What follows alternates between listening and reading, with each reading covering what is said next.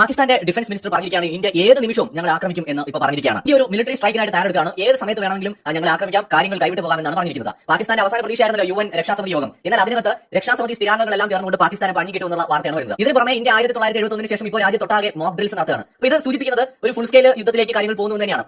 സത്യത്തിൽ ഇനി ഒരു യുദ്ധം ഉണ്ടാവുകയാണെങ്കിൽ അത് അവസാനത്തെ യുദ്ധമായിരിക്കണം എന്നുള്ളതാണ്. കാരണം 1947 തുടങ്ങിയതാണത്. ആദ്യം നമുക്ക് സ്വാതന്ത്ര്യം എന്നതായിരുന്നു പ്രധാന പ്രശ്നം. ബ്രിട്ടീഷുകാരെ എല്ലാവരും ജർമ്മനിയിൽ നിന്ന് തുരത്തി നമ്മൾ സ്വാതന്ത്ര്യം നേടി. എന്നാൽ സ്വാതന്ത്ര്യം കിട്ടിയതിനോടൊപ്പം തന്നെ തമ്മിലടിയും തുടങ്ങി. തമ്മിലടിച്ച് രണ്ട് രാജ്യമാണെന്ന് പറഞ്ഞു, അതായി. അതിനുശേഷം വീണ്ടും അത് തുടർന്നു കാശ്മീരിന്റെ പേരിൽ. ഇന്നും അത് തുടർന്നുകൊണ്ടേയിരിക്കുകയാണ്. അപ്പോൾ ഇത് എത്ര കാലം നമ്മൾ സഹിക്കും? എത്ര കാലം ഇന്ത്യ സഹിക്കും? ഇനിയും സഹിക്കാൻ കഴിയില്ല. ഈ ഒരു വിഷയത്തിൽ ഒരു ശാശ്വത പരിഹാരമാണ് ഇന്ത്യക്ക് വേണ്ടത്. അല്ലാത്ത പക്ഷം നമ്മളെ സംബന്ധിച്ചിടത്തോളം ഫ്യൂച്ചറിൽ ഇതിനേക്കാൾ വലിയ പ്രതിസന്ധി ഉണ്ടാവും. നോക്കൂ, ഇന്ത്യയുടെ ഇപ്പോഴത്തെ നമ്മുടെ മുമ്പിലെ സാഹചര്യം എന്താണ്? പാകിസ്ഥാൻ 5ാം തലമുറ യുദ്ധവിമാനങ്ങൾ വാങ്ങാൻ തയ്യാറെടുക്കുകയാണ് ചൈനയിൽ നിന്ന്. ചൈന സ്വന്തമായിട്ട് 5ാം തലമുറ യുദ്ധവിമാനം ഡെവലപ്പ് ചെയ്യുന്നതിന് പുറമെ വിൽക്കുക എന്ന ഉദ്ദേശത്തോടു കൂടി ഒരു 5ാം തലമുറ യുദ്ധവിമാനം ഉണ്ടാക്കിക്കൊണ്ടിരിക്കുകയാണ്. 6ാം തലമുറ യുദ്ധവിമാനം നിർമ്മിക്കാനുള്ള തയ്യാറെടുപ്പിലാണ്. തുർക്കിയിൽ നിന്ന് ഡ്രോണുകൾ വാങ്ങാനായിട്ട് പാകിസ്ഥാൻ ആലോചിക്കുന്നുണ്ടായിരുന്നു. അതുപോലെ തന്നെ ചൈനയിൽ നിന്ന് കൂടുതൽ ആയുധങ്ങൾ വാങ്ങാനും സ്റ്റെൽത്ത് യുദ്ധവിമാനങ്ങൾ വാങ്ങാനും സ്റ്റെൽത്ത് മുങ്ങിക്കപ്പലുകൾ വാങ്ങാനും സ്റ്റെൽത്ത് യുദ്ധക്കപ്പലുകൾ വാങ്ങാനും ഒക്കെയുള്ള ചർച്ചകൾ നടക്കുകയാണ്. ജനങ്ങൾ പട്ടിണിയിലാണെങ്കിലും പാകിസ്ഥാൻ അടുത്തൊരു 5-10 വർഷം കൊണ്ട് പരമാവധി ആയുധങ്ങൾ സംഭരിക്കാനുള്ള തയ്യാറെടുപ്പ് നടത്തുകയാണ്. പാകിസ്ഥാനെ കൂടുതൽ സഹായിച്ചുകൊണ്ടിരിക്കുകയാണ് ചൈന. ഇന്ത്യക്കെതിരായിട്ട് ഒരു പ്രധാന ടൂളായിട്ട് ചൈന പാകിസ്ഥാനെ ഉപയോഗിച്ചുകൊണ്ടിരിക്കുകയാണ്. ഒന്ന് ചിന്തിച്ച് നോക്കുക, എന്തുകൊണ്ടായിരിക്കും ചൈന ഇന്ത്യയുമായിട്ട് യുദ്ധം ചെയ്യാൻ ഭയപ്പെടുന്നത്? ഇന്ത്യയും ചൈനയും തമ്മിൽ ഉണ്ടാവുന്ന ഒരു യുദ്ധത്തിൽ ഏറ്റവും അധികം നാശനഷ്ടം ഉണ്ടാവുക ചൈനയ്ക്കായിരിക്കും. ഇത് എല്ലാവർക്കും അറിയാം. അതിന്റെ കാരണം ഇന്ത്യയേക്കാൾ വളരെ അഡ്വാൻസ്ഡ് ആയിട്ടുള്ള സിറ്റീസ് ആണ് ചൈനയിലുള്ളത്. വളരെ പോപ്പുലേറ്റഡ് ആയിട്ടുള്ള സിറ്റികളാണ്. വളരെയധികം ഡെവലപ്മെന്റ്സ് ചൈനയിലുണ്ട്. ഉദാഹരണം പറഞ്ഞാൽ ന്യൂഡൽഹിയിൽ ഒരു ആക്രമണം ചൈന നടത്തുകയാണ്. ഇന്ത്യ ബെയ്ജിംഗിലും നടത്തുകയാണ്. ഇന്ത്യയിൽ ഉണ്ടാവുന്നതിന്റെ 10 മടങ്ങ് നാശനഷ്ടം ചൈനയ്ക്ക് ഉണ്ടാവും. ചൈനയുടെ നഗരങ്ങൾ എടുത്ത് നോക്കുക. ഇപ്പോൾ ബെയ്ജിംഗ് മാത്രമല്ല, ഷാങ്ഹായ് പോലെയുള്ള നഗരങ്ങൾ, ഹോങ്കോങ്, അങ്ങനെ ചൈനയിലുള്ള മുൻനിര നഗരങ്ങളും സെക്കൻഡ് ലെവലും തേർഡ് ലെവലിൽ നിൽക്കുന്ന നഗരങ്ങളും ഒക്കെ എടുത്ത് നോക്കുക. അവയിൽ ഒട്ടുമിക്കതും ഇന്ത്യൻ നഗരങ്ങളെക്കാൾ വളരെ വികസിതവും വളരെ വലുതും വളരെയധികം അടിസ്ഥാന സൗകര്യമുള്ളതുമാണ്. ബഹുനില കെട്ടിടങ്ങളും ഫ്ലൈ ഓവറുകളും മെട്രോകളും അതുപോലെ തന്നെ അണ്ടർഗ്രൗണ്ട് മെട്രോകളും ഒക്കെ ആയിട്ട് വമ്പൻ നഗരങ്ങളാണ്. അവിടെ ഒരു മിസൈലോ ബോംബോ വന്ന് വീണാൽ ഉണ്ടാവുന്നത് ഒരു നിമിഷം കൊണ്ട് ബില്യൺ കണക്കിന് ഡോളറിന്റെ നഷ്ടമാണ്. അപ്പോൾ ഒരു യുദ്ധത്തിലേക്ക് പോകുക എന്ന് പറയുന്നത് ചൈനയെ സംബന്ധിച്ചിടത്തോളം ആത്മഹത്യ ചെയ്യുന്നതിന് തുല്യമായിരിക്കും. എന്ന് വെച്ചാൽ ഇന്ത്യ പോലെ ഒരു പവർഫുൾ രാജ്യമായിട്ട് ഒരു യുദ്ധം ചൈനയ്ക്ക് ഇനിയുള്ള കാലത്ത് സാധിക്കുകയില്ല. അപ്പോൾ ചൈന അതുകൊണ്ട് എന്ത് ചെയ്യാണ്? ഒരു ഫെയിൽഡ് സ്റ്റേറ്റ് ആയിട്ടുള്ള പാകിസ്ഥാനെ ഇന്ത്യയുമായിട്ട് ഒരു യുദ്ധം ചെയ്യുന്നതിന് പരുവപ്പെടുത്തി എടുക്കുകയാണ്. അടുത്തൊരു 5, 10, 15 വർഷം കൊണ്ട് പാകിസ്ഥാനെ സൈനികമായിട്ടൊന്ന് ശക്തമാക്കുക. അതേ സമയത്ത് തന്നെ അവരുടെ എക്കണോമി ഇതിനേക്കാൾ മോശമായി തുടരുകയും ചെയ്യും. അപ്പോൾ ഇന്ത്യ അടുത്തൊരു 10-15 വർഷം കൊണ്ട് വളരെ പവർഫുൾ ആയിട്ടുള്ള ഒരു രാജ്യമായിട്ട് മാറുന്നത് കരുതുക. ഇന്ന് ചൈനയിലുള്ള പോലെയുള്ള അടിസ്ഥാന സൗകര്യവും ഡെവലപ്മെന്റ്സും ഒക്കെ ഇന്ത്യയിൽ വരികയാണ്. അപ്പോൾ ചൈന എന്ത് ചെയ്യും? പാകിസ്ഥാൻ ഉപയോഗിച്ച് ഇന്ത്യയുമായിട്ട് ഒരു യുദ്ധം ഉണ്ടാക്കിയാൽ അവിടെ ഏറ്റവും അധികം നഷ്ടം സഫർ ചെയ്യേണ്ടി വരുന്നത് ഇന്ത്യക്കാണ്. കാരണം പാകിസ്ഥാൻ ഒന്നും നഷ്ടപ്പെടാനില്ല,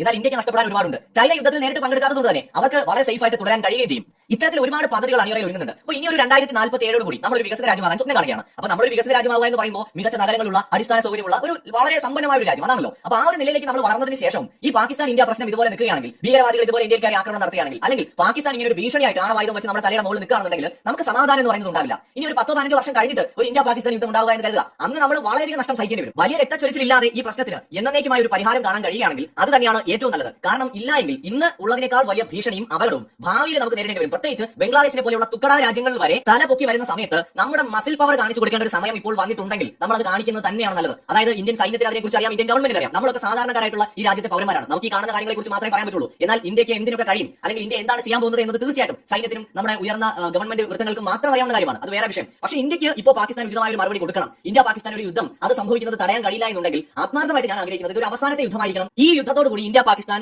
തർക്കങ്ങളും പ്രശ്നങ്ങളും എന്നേക്കുമായിട്ട് അവസാനിക്കണം. കൂട്ടത്തിൽ പാകിസ്ഥാൻ ചൈന അവിശുദ്ധ കൂട്ടുകെട്ടിന് എന്നേക്കുമായി അറുതി വരുത്തണം. നോക്കൂ, ഇവിടെ നമ്മൾ കാണേണ്ട വളരെ പ്രധാനപ്പെട്ട ഒരു കാര്യമുണ്ട്. ഈ പാകിസ്ഥാനും ചൈനയും തമ്മിലുള്ള അതിർത്തി എന്ന് പറയുന്നത് പാക് അധീന കാശ്മീരിലൂടെയാണ് സാധ്യമാവുന്നത്. പാക് അധീന കാശ്മീർ എന്ന് പറയുന്നത് പാകിസ്ഥാന്റെ നിയന്ത്രണത്തിൽ അല്ലാതെ വരികയാണെങ്കിൽ, അഥവാ ഗിൽജിത് പാകിസ്ഥാൻ പൂർണ്ണമായും ഇന്ത്യയുടെ നിയന്ത്രണത്തിൽ വരികയാണെങ്കിൽ ഒരിക്കലും പാകിസ്ഥാനും ചൈനയും തമ്മിൽ ഒരു അതിർത്തി ഉണ്ടാവുകയില്ല. അത് തന്നെ ആ കൂട്ടുകെട്ട് തകർക്കാനുള്ള ഏറ്റവും മികച്ച മാർഗമായിരിക്കും. വീണ്ടും വീണ്ടും വീണ്ടും ആവർത്തിച്ച് പറയണം, നമ്മൾ ഇങ്ങനെ യുദ്ധം കൊതിക്കുന്നവരോ പാകിസ്ഥാനികളെ മുഴുവൻ കൊന്നൊടുക്കണമെന്ന് ആഗ്രഹിക്കുന്നവരല്ല. അവിടെയുള്ള വളരെ നല്ലവരായ സാധാരണക്കാരായ കുറെ മനുഷ്യരുണ്ടെന്നേ. അവരൊന്നും ഇന്ത്യ വിരുദ്ധരൊന്നുമല്ല. കുറെ തീവ്രവാദികൾ ഉണ്ടെന്നുള്ളത് ശരിയാണ്. പക്ഷേ വലിയൊരു വിഭാഗം മനുഷ്യരുണ്ട്, പ്രാക്ടിക്കലായിട്ട് ചിന്തിക്കുന്ന എഡ്യൂക്കേറ്റഡ് ആയിട്ടുള്ള മനുഷ്യർ, ഇന്ത്യയുടെയും പാകിസ്ഥാന്റെയും ചരിത്രം അറിയാവുന്നവർ, ഈ സംസ്കാരത്തിലും ചരിത്രത്തിലും അഭിമാനം കൊള്ളുന്നവർ അവിടെയുണ്ട്. അവർക്കും സമാധാനത്തോടെ ജീവിക്കണം. അവിടെ നിന്ന് ശബ്ദം പുറത്തായും കേൾക്കുന്നില്ല. കാരണം മിലിറ്ററിയും തീവ്രവാദികളുമാണ് അവിടെ ഭരിക്കുന്നതും നിയന്ത്രിക്കുന്നതും. അതുകൊണ്ട് ഇതിന് ശാശ്വത പരിഹാരമാണ് എന്നേക്കുമായിട്ട് ഉണ്ടാവേണ്ടത്.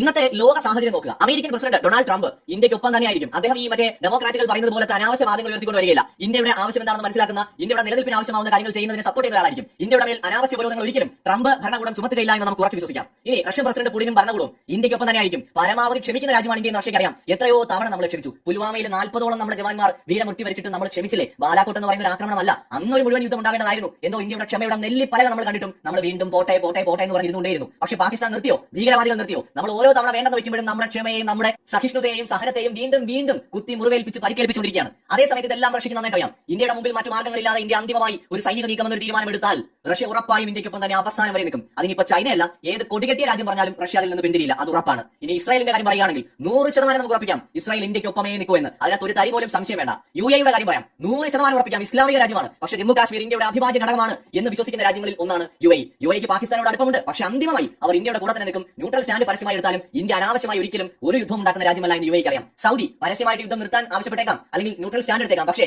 എന്താണ് നടക്കുന്നത് എന്നത് സൗദി അറേബ്യക്ക് നന്നായിട്ട് അറിയാം. ഭീകരവാദത്തിന്റെ ഭവിഷ്യത്ത് എന്താണെന്ന് സൗദി അറേബ്യക്ക് നന്നായിട്ട് അറിയാം. സൗദി ഉൾപ്പെടെയുള്ള രാജ്യങ്ങൾ ഉറപ്പായിട്ടും നിഷ്പക്ഷത പാലിച്ച് മിണ്ടാതെ ഒരു സൈഡിൽ നിന്ന് വരും.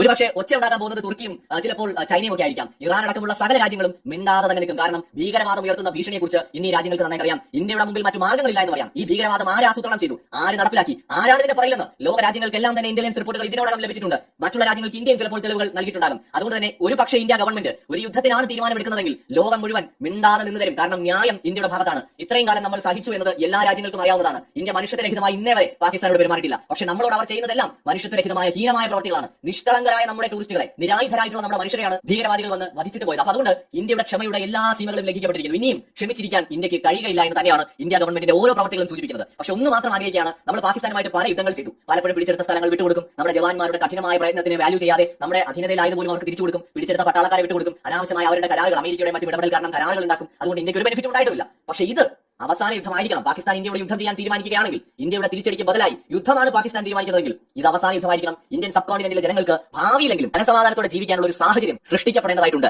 സിന്ധിലെ മനുഷ്യർക്ക് അവരുടെ സ്വാതന്ത്ര്യം കിട്ടട്ടെ, ബലൂജിലെ മനുഷ്യർക്ക് അവരുടെ സ്വാതന്ത്ര്യം കിട്ടട്ടെ, ഖൈബർ പക്തൂൺഖായിലെ പഷ്തൂൺസിന് അവരുടെ സ്വാതന്ത്ര്യം കിട്ടട്ടെ, പഞ്ചാബികൾ പാകിസ്ഥാനായി തുടരട്ടെ, പാക് അധീന കാശ്മീർ അവരുടെ യഥാർത്ഥ മാതൃരാജ്യത്തോടൊപ്പം ഭാരതത്തോടൊപ്പം കൂടിച്ചേരട്ടെ. മറ്റൊരു വീഡിയോയുമായി വീണ്ടും